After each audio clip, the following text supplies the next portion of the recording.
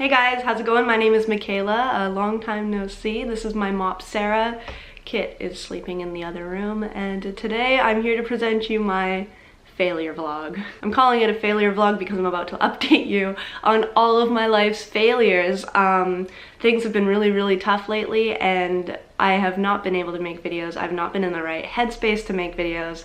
I have been dealing with things that probably should have been dealt with sooner, but took a ton of energy, and therefore for the majority of this year I feel like I've been pretty much knocked out of a headspace where I could think freely or think creatively or think for that matter at all.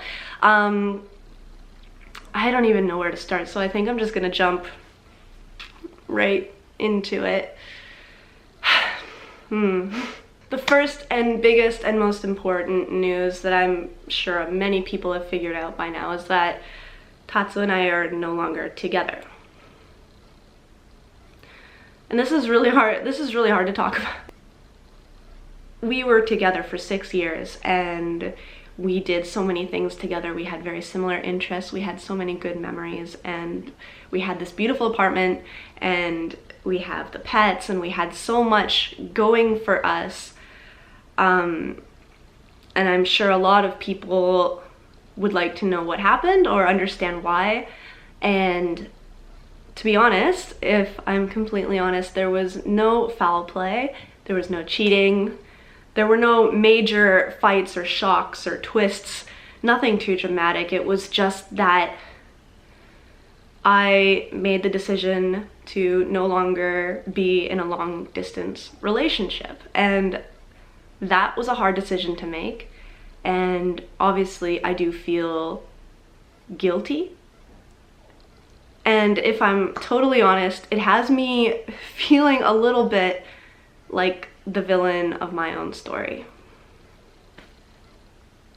For those of you who don't know, Tatsu had been going back and forth between Tokyo and Fukuoka for a really long time. Although I never expected his career to take off so fast, and I was very happy for him that it did, it was really hard for me to go from being in a relationship to being alone and seeing him maybe once or twice a month. I think Tatsu is an amazing videographer, and I think he's gonna do amazing things in Tokyo. I think Tokyo is where he needs to be right now. It's where all the work is, it's where he's getting so much inspiration, he's being pushed to become a better creative, and I know that he really enjoys that. And so although it was me who made the decision to break up and to live separately, I did it with the confidence that even if he doesn't feel it right now, I think eventually he will realize we made the right decision. And the decision to break up was something that tormented me for maybe 2 years. I was always unhappy in a long distance relationship, and I kept feeling like I was toughing it out and waiting for a time where it would get better and he would just come back and we would kind of pursue our own creative thing in Fukuoka together. But then the longer that he spent away, the more I realized that that was kind of where my head was at, and it wasn't necessarily where his head was at. And the busier he got, I kind of started to feel like there was no room in his life for me anyway. And in the last year or so of our relationship, I became not a great version of myself. I was angry, vindictive, bitter, and spiteful and jealous and paranoid, and I could not be the person that I know I'm capable of being if I'm in the right state of mind. I was just like always feeling down about something, and I wasn't living my best life anymore. And at the end of the year, I went home and I went to therapy and I talked it out, and even then, after therapy, I couldn't make the decision to move forward until much later. So if you can see, I have the apartment, I have the 3 pets. It would have been so hard for me as a foreigner with 3 pets to find another pet-friendly apartment that would allow 2 dogs and a cat. So we have decided that I would keep this apartment. I'm continuing the contract, I'm paying the rent, and now I have a roommate who lives here as well on a working holiday visa who is also paying half the rent, and that has helped. But I've also gone out and I now have a part-time job so that I can afford food, and I can afford rent, and I can afford the medical bills, the food bills for these 3 animals. And the car, the gas, just there's a lot of things going on that cost money that I have to take care of by myself now.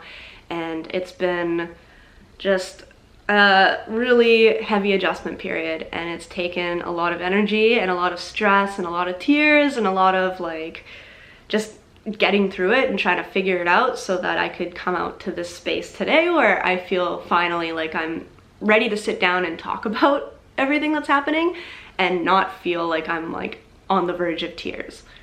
Tatsu and I right now, I think we are in a better headspace than we were in the beginning, which is why I think I feel better about addressing this publicly now. I did not want to do it when it would have been hurtful for him, but I think that things are moving forward for both of us, and we're in this headspace now where we really don't want to be angry with each other. I really do respect him as an artist and as a video creator, and I'm excited for him, and I want him to have the best life, and I wish him the best. And now I can focus 100% on me and improving myself and feeling better and being healthier and going out and being social and finding my place in the world, because to be honest, the past few years I've been really feeling out of place. And I think as I get older, the desire to feel like I belong somewhere is getting stronger. And that's a whole other subject. So I think in the past year or so, my mindset has really shifted to the really strong desire to feel like I have a base or a foundation that will not shift, that will not change, something secure that I can build the rest of my life on. And I think with a strong foundation, you can build, and like you can build your life strongly, firmly, if that makes sense. Just imagine like your base being like a plot of land and your life being like a house or something. I don't know, a tower. Yeah, I really want a solid base, and I want to feel like what I have is what I have forever. I guess in simple terms, like getting married or settling down in a country where I know I can live there forever. And the thing about not being with Tatsu anymore is I have myself really wondering if I'm gonna stay in Japan forever. And it's weird, it's scary to me, especially after so long, after 15 years, to imagine living anywhere else. But at this point, if I'm not gonna have a husband and kids and a family and a house in Japan, what am I doing every couple of years where I jump through these hoops to like get another visa so I can stay longer? What's the point?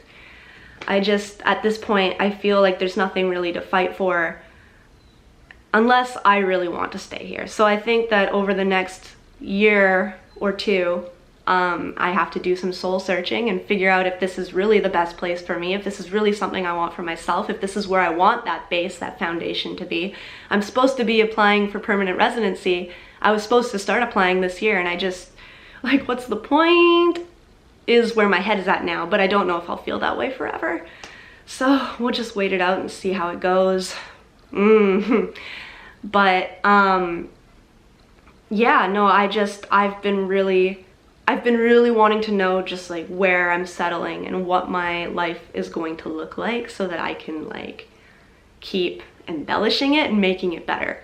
And I think going back to my relationship with Tatsu, it was too hard for me to imagine a future where we settled down when things were always so uncertain. And he was not in a headspace where he wanted to settle down, and I clearly, I think, am. So I had to make that decision for me, and that was something that I didn't really understand until I became 30. To be honest, this is a sentiment I didn't understand in my 20s. I didn't understand why people would break up over like not settling down. But I get it now, because I think it's about people having needs and people having different ideas of where their life should be heading and like what they should be doing, and sometimes it just feels like a natural instinct. And I've been doing like a lot of introspective thinking. I've been thinking about like what kind of person I am, what kind of person I want to be. I'm one of those people that's like, I post pages of self-help books on Instagram stories sometimes, especially when I feel like they're relatable or something that someone else might need to hear. But I have been thinking a lot about intuition, and I think that when you ignore the things in your heart that you really, really want, it manifests itself in different ways through stress and through anger, through irritability. And the more that we ignore that inner voice that's like, I want this or I need this, and I think we do tend to ignore it because we'll tell ourselves that our needs are not as important as like the needs of the people around us, or, you know, like we don't want to look selfish, or we don't want to sound like too demanding or whatever. Like the more that we push that voice down, the more it kind of just like builds, and then it just comes out in ways that we can't control. And so for me, moving forward, living more intuitively and like paying attention to how my energy feels, which changes day by day, like I think I should be able to like control my emotions better and control my moods better, and hopefully have a more fulfilling life. So in the beginning of this video, I called this a failure vlog, but I do want to turn it around to like something a little more positive and a little more hopeful, because there are so many things that I can look forward to, I think, in life in the upcoming year. Just living in Fukuoka, I'm very happy that Rachel and June live here now. We have been doing a lot of stuff together. We go out on adventures, and I never bring my camera, and I always feel like I wish I could. And now hopefully that now that I've checked in with you guys and I've kind of opened up about who I am and what I'm going through, hopefully now I can kind of join them on these adventures, and they can be my creative buddies, and we can push each other to be more creative and to go out and find new subjects to make videos about. And I'm excited for that. I am really excited for that. I know that Rachel and June moved here because they wanted to have a community, and I am also very adamant about like building a community where we can all feel like we have each other and we can rely on each other, and I feel like that's coming together really nicely now. So I am looking forward to that too. I love having a group of friends that I can send like a little line message out to and be like, does anyone want to go see Jurassic World at the outdoor theater, and like have a bunch of people show up. It's nice. I've also been going to the gym lately. I don't know if you've noticed, but I've lost like 5 kilograms, so like 10 pounds. My friend Sunny, who you might know if you watch Rachel and June's vlogs, her husband Joe is my personal trainer, and it's really funny. I just we go to the gym together. We both have a membership at the same gym, so we'll go, and he pushes me so hard to lift weights and do weight training, do planks, do fucking squats. I hate them, and I hate Joe when he makes me do it. And I have lost a bit of weight, you can see it here, but Joe's method really has transformed my body in a way that makes me feel more confident and cute, and so I'm thankful for that. So that's it, you know, that's everything that has happened in the past, what, 8-9 months, and it's been a journey, but we're here now, and I think finally now I'm in a headspace where I can focus on myself more and live my best life and project that kind of intuitive living, positive thinking, all that stuff, you know, to the people who watch my videos, and I can kind of just work on being more of a happy, healthy person, which I'm really looking forward to. Anyway, thank you so much for watching. I know that this video was very long, and I don't normally make long-winded vlogs. This isn't the kind of content I always want to make. I just think it's important to sit down and check in with you guys so that you know the personality behind the content you're following. You don't have to know, but some of you would like to know. And for me, in order for me to be my true authentic self, I need to sit down and I need to let people know what's happening and what's important to me. And yeah, if you have any advice, any life advice, any words of encouragement, I'd love to hear those. Yeah. If you're not nice, I don't know, please be careful, because I'm fragile and I might cry. This weekend, I'm really looking forward to this weekend because Rachel and Sunny and I are going to the night market, and I love the night market. I've already been a few times this year, but it is going on till October, and I'm excited to show you what that's like and kind of show you more of what's happening around Fukuoka City, because it is an exciting place to live and things are happening all the time. And yeah, I will talk to you again soon, I promise. Thanks for listening. Have a good night. Bye.